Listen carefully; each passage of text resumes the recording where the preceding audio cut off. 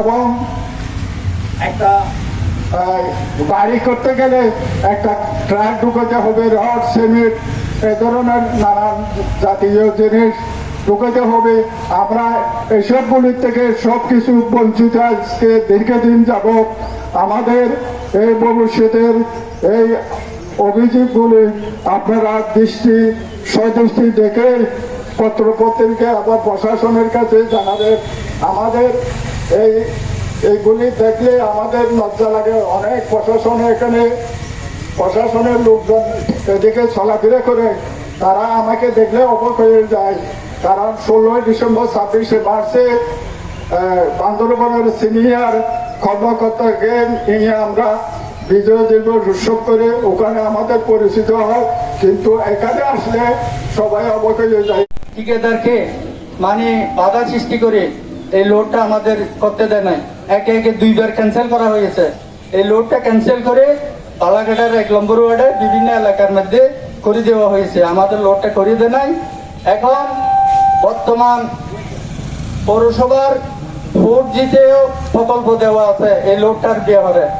এখন বর্তমানে জেলা পরিষদ থেকে যখন টেন্ডার দেওয়া হয়েছে 74 লক্ষ টাকা টেন্ডার দিয়ে, যখন আমাদের লোডের কাজটা এই কাজ চলমান আছে, কাজ শুরু করার সময় যখন কাজ করতে আসে ঠিকাদারেরা তাদের লোকজন নিয়ে এই মুকসুদুর রহমানের পরামর্শ, তার ভাই হুমায়ুনের ছেলে দিদারুর রহমান, সে এসে মানুষকে বিভিন্ন ধরনের হুমকি দিচ্ছে, এলাকাবাসীকে হুমকি দিচ্ছে, মহিলাদের গায়ে হাত দিচ্ছে।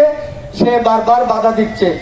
বাধা দেওয়ার পরে কিছুদিন আগে গত 3 তারিখে আমার আব্বা মারা যায়। আমরা এখানে এলাকাবাসী যেরকম চলাফেরা করে এই রাস্তা দিয়ে আমরাও চলাফেরা করি।